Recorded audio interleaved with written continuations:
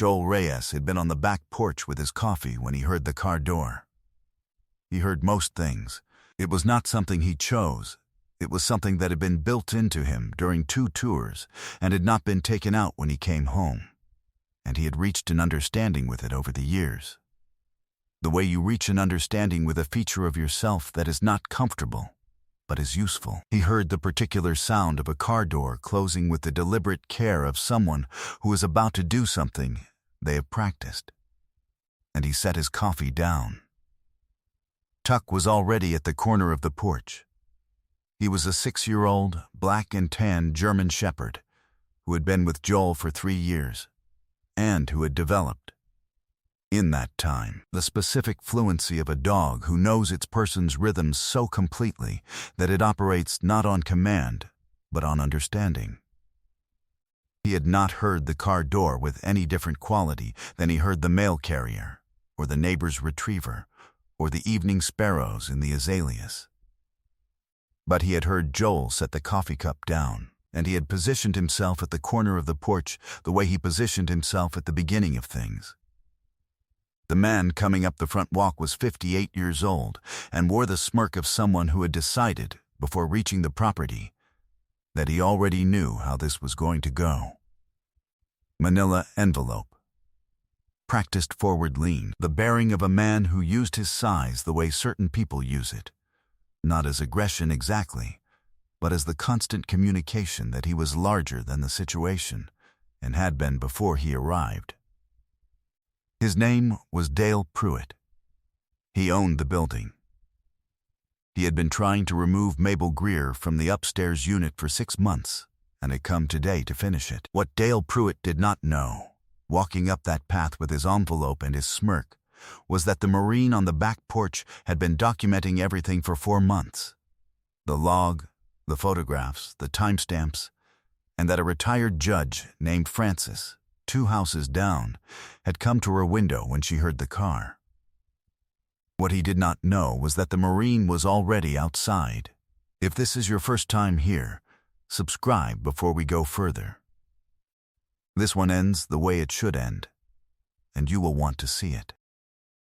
Joel had grown up in Jacksonville and come to Savannah for no reason that he could have given cleanly at the time, and had stayed for the reason people stay in Savannah, which was that the city had a quality of light and a pace and a particular relationship with its own history that made it feel, to someone who had spent years in places that were always in motion, like somewhere that had decided what it was and was comfortable with the decision. He had served 2 tours with the 1st Marine Division and had come home with both the difficulty and the clarity that those tours produced. The difficulty being what it was, the clarity being that he knew, with more precision than most people his age, what actually mattered and what did not. He did cybersecurity consulting, which he could do from his laptop on the back porch when the Savannah mornings cooperated, and they mostly did. He was 34 years old and had a life that was quieter than the one he had left for, and more suited to who he had become than the one he might have predicted at 19. Tuck had been the surprise. Not the dog itself. He had known he wanted a dog.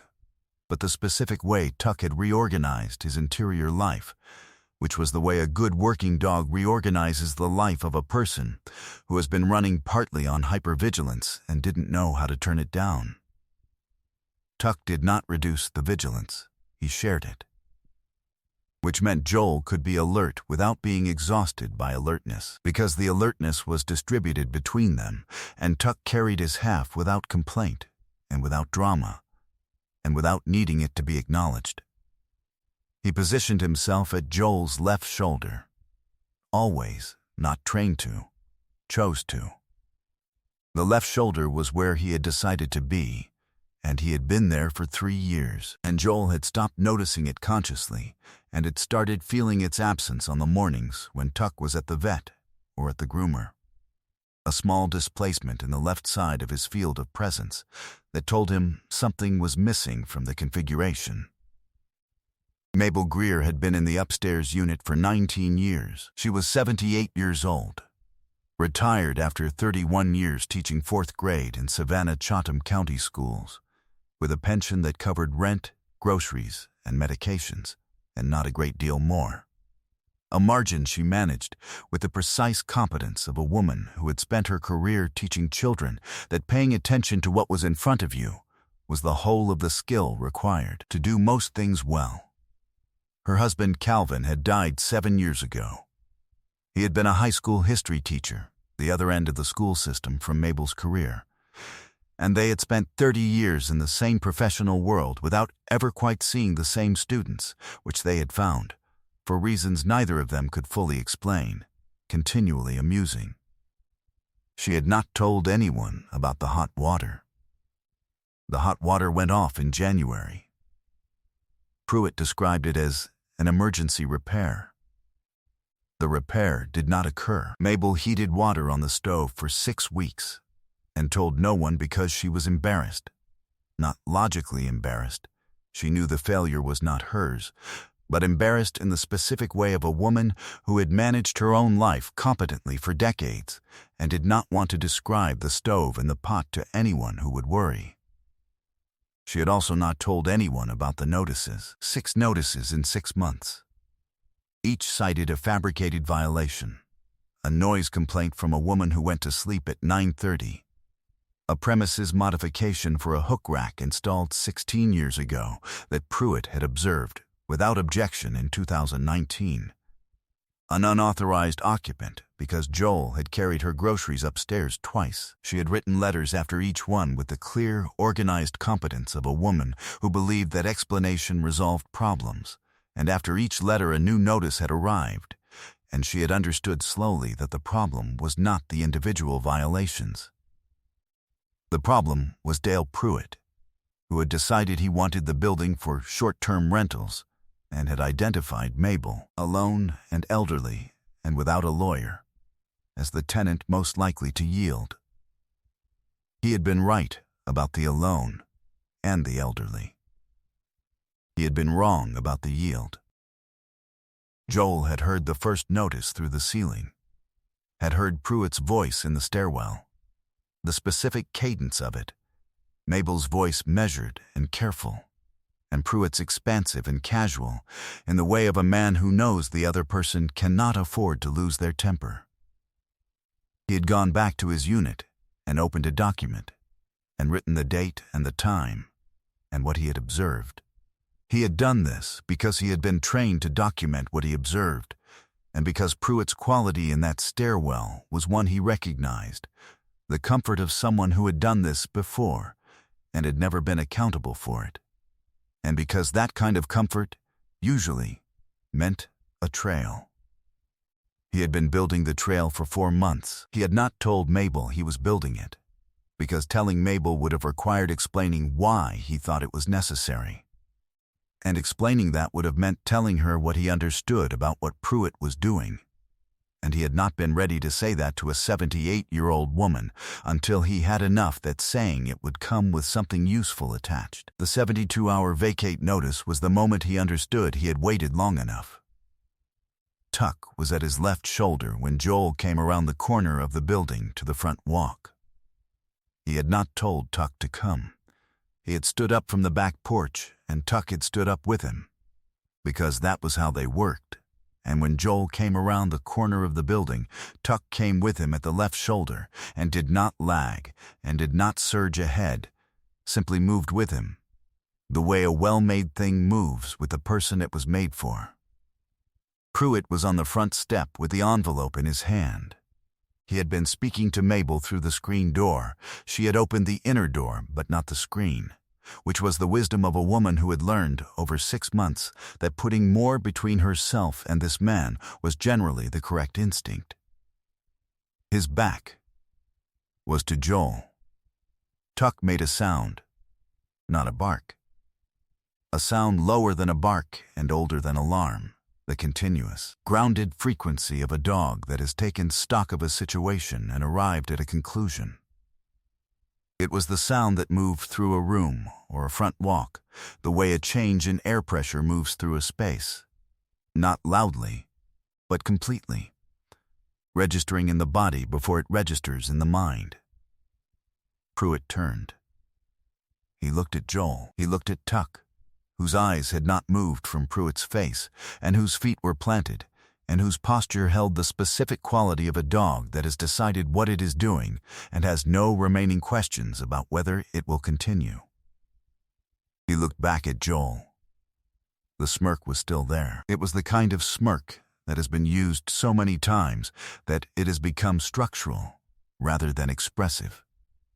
The default expression of a man who believes that his arrival changes the balance of any situation he enters, and that no one on this property had the standing to change the balance back.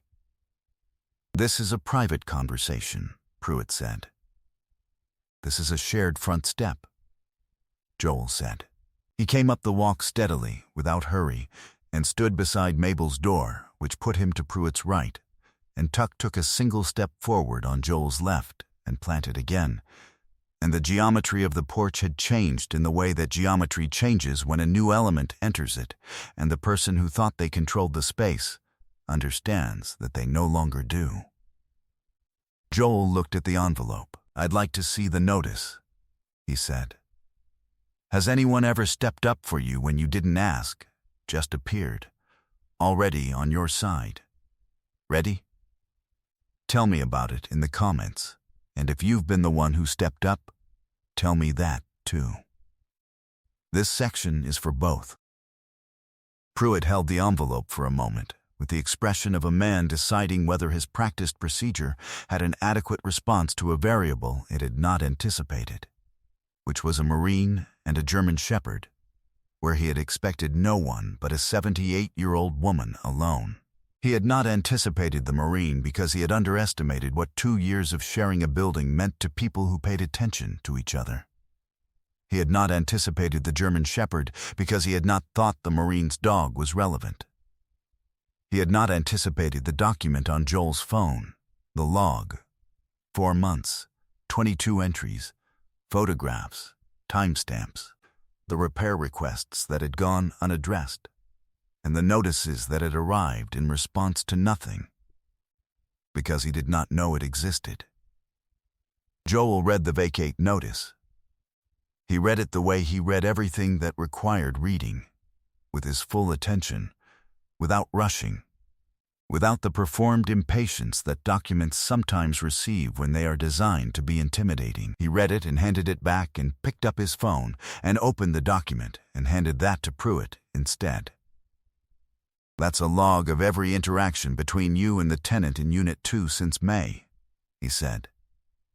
"Dates, times, the content of each notice, the maintenance requests filed in response to each violation, and the dates on which each maintenance request was neither completed nor acknowledged." He let Pruitt look at it for a moment.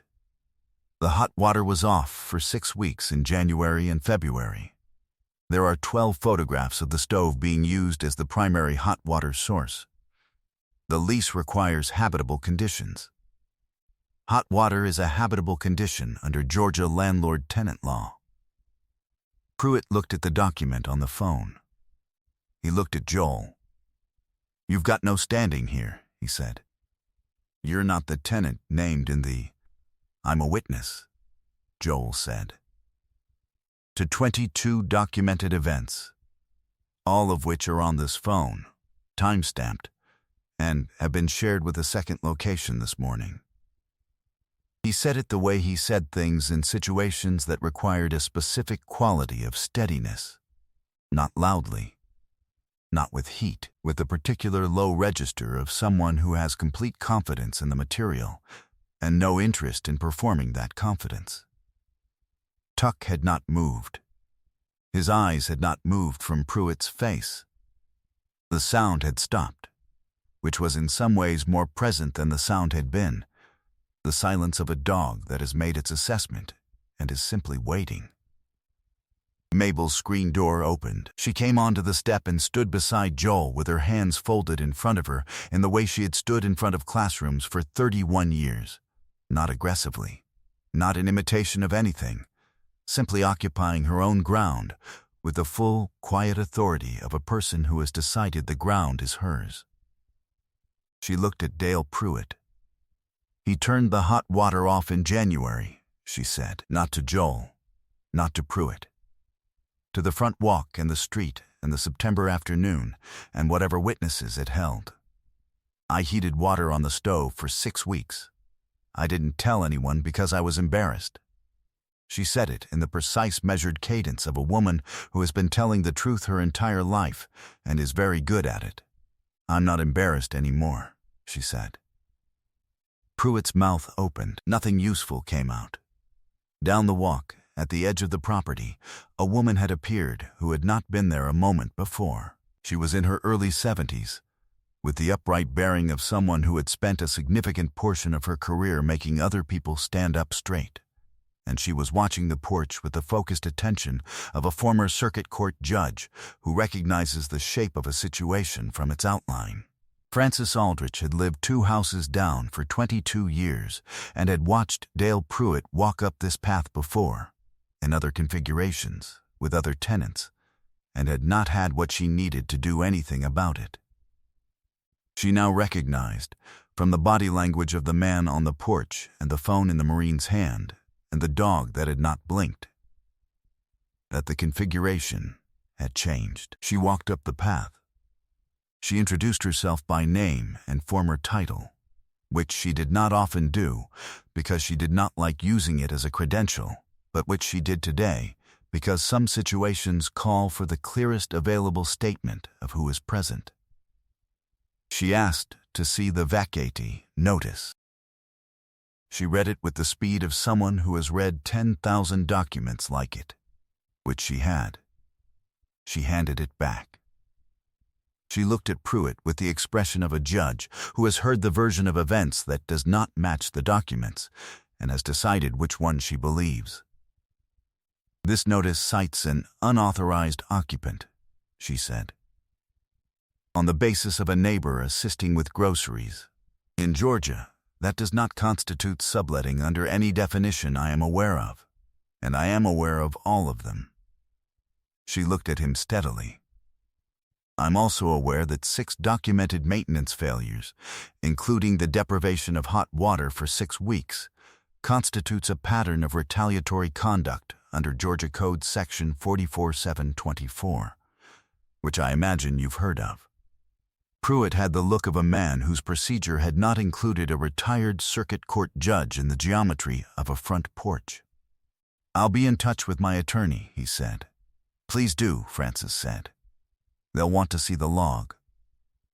Dale Pruitt left the property with the vacate notice in his envelope and his head below the angle it had been at when he arrived, which was a small thing, and also the whole of what the title had promised and what the porch had delivered. Tuck watched him to the car. Then he sat down at Joel's left shoulder and looked at the street until the car was gone. Frances stayed for an hour. She knew a tenant rights attorney in Savannah named Priya Anand, who took landlord harassment cases and who, when Frances called her from Mabel's kitchen table, listened for 4 minutes and said that 22 documented entries with timestamps and photographs describing a 6-month pattern of fabricated violations and deprivation of habitable conditions was a very strong foundation for a counterclaim, and that she could file a motion for injunctive relief against any eviction proceedings before end of week. She also said, when Frances read her the section of the vacate notice that described the subletting violation, that the section described carrying groceries upstairs, and that she had not heard a weaker basis for a lease violation in 11 years of this work, and that she looked forward to explaining that to a judge. Mabel sat at the kitchen table through all of this and listened with the careful, sequential attention she had always brought to important information. And when Priya finished explaining what would happen next, Mabel asked 2 clarifying questions with the precision of a woman who had spent 31 years teaching children to ask precise questions. And Priya answered them and said she would send a retainer agreement by morning. Mabel looked at Frances. She looked at Joel. She looked at Tuck. who had come inside and positioned himself under the kitchen table with his chin on her feet, which was the position he had taken the moment the door closed, and which he had not left. She said, "I should have told someone." "You told someone," Joel said. "You found out," she said. "That's not the same." "It is now," Frances said. And that was the end of the distinction. It was while Mabel was making tea that Joel saw the photograph. He had been in Mabel's kitchen before, for coffee, for the occasional evening when she needed something reached from the high shelf and called down through the floor, for the specific domestic adjacency of two people who have lived in the same building for 2 years and have developed an unspoken agreement about what that means. But he had not been in the living room, and when he walked through it to get a second chair from the corner, his eyes went to the wall of photographs, the way eyes go to photographs in other people's homes. A classroom. Young, bright-colored bulletin boards. The organized cheerfulness of a well-run 4th-grade room. In the front, a class of 9-year-olds with the mixed expressions of children who have been asked to hold still for a photograph and have different opinions about how long that should take. In the back, beside the door, a man who was clearly the teacher, not young, middle years, with the particular quality of someone who has been doing this long enough that the room responds to them before they ask it to. Tall, broad-shouldered. The look of someone taking a picture seriously because the year it recorded was worth recording. Beneath the frame, in Mabel's handwriting on a small card, Calvin's class. Savannah High. 1987. Joel looked at the photograph for a moment. He had been 9 years old in 1987. He had not been in Savannah in 1987, but his mother, who had grown up in Savannah and gone to Savannah High, and had talked once, in the way she talked about the teachers who had mattered. About a history teacher in her junior year, who had the gift of making the past feel like something that was still happening, and who had told her class on the last day of school that history was not what was behind you, but what was in you. He had never known the teacher's name. He looked at the photograph. He looked at the name on the card. He walked to the kitchen doorway. "Calvin taught at Savannah High," he said. Mabel set down the kettle. 31 years, she said. "My mother went to Savannah High," Joel said. "Class of 89. Mabel was still for a moment. She turned and looked at Joel with the expression of a woman doing a specific kind of arithmetic. The arithmetic of years and names and the way certain lives run parallel for decades without touching until they do. "He talked about his students his whole life," she said. "Every single one of them."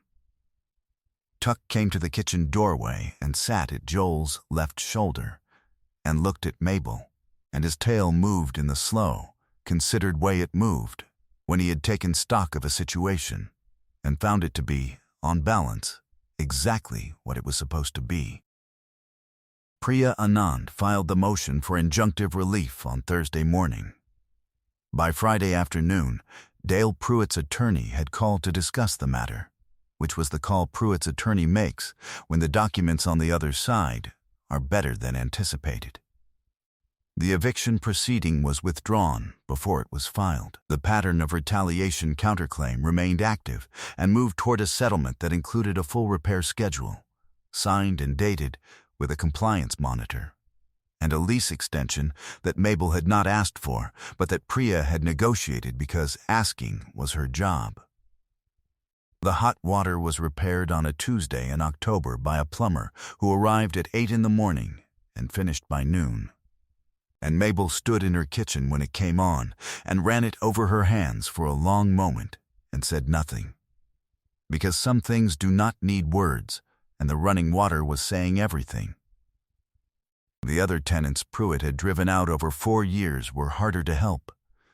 But Frances worked with Priya and a housing advocacy organization in Savannah to identify each case. The cases, became a report. The report went to the Savannah City Council's Housing Committee. None of that was quick. All of it was the correct consequence of a log started on a laptop in a downstairs unit after a Marine heard a voice in a stairwell and recognized what it was.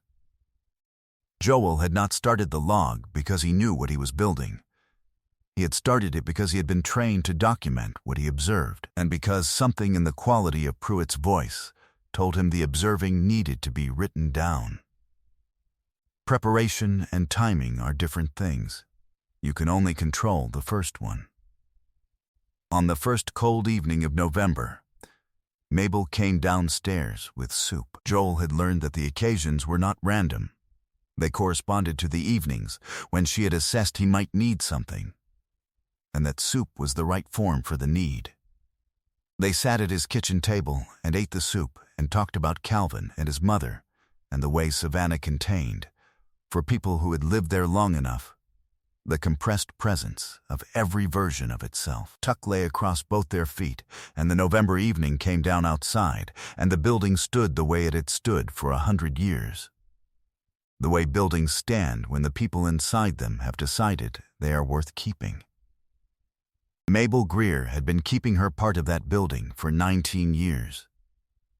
Dale Pruitt had spent 6 months trying to end that keeping, and had walked up the path with a smirk and an envelope and the confidence of a man who had done this before. He had not done it before with a Marine and a German Shepherd already outside. He had not done it before with a log. This story is for every tenant who has been receiving notices that don't make sense, who has been having repairs that never happen, who has been told by a landlord that a problem is their fault when the problem is the landlord. Document everything. Dates, times, what was said, what was not repaired. Photographs. A log on a phone is enough. And if you are in Georgia or anywhere else and you need to know your rights, legal services offices in every state answer the phone. And for every neighbor who has heard something through the floor or the wall and written it off as none of their business, it may be exactly their business. Joel Reyes heard a voice in a stairwell and opened a new document. That document was the whole of what changed everything. Do you know someone who is dealing with a bad landlord right now? Harassment, withheld repairs, manufactured violations? Tell me in the comments. And if you've ever documented something you weren't sure you'd need, tell me that story. This section is for the people who kept the log when they didn't know what they were building. If this channel is one you want to stay with, subscribe. Every story here is for the people who keep the building standing. There are more of them. You will want to be here for the next one. What will you carry from this one? Mabel saying I'm not embarrassed anymore, or Tuck watching Pruitt's car until it was gone? Tell me in the comments. I'll see you there.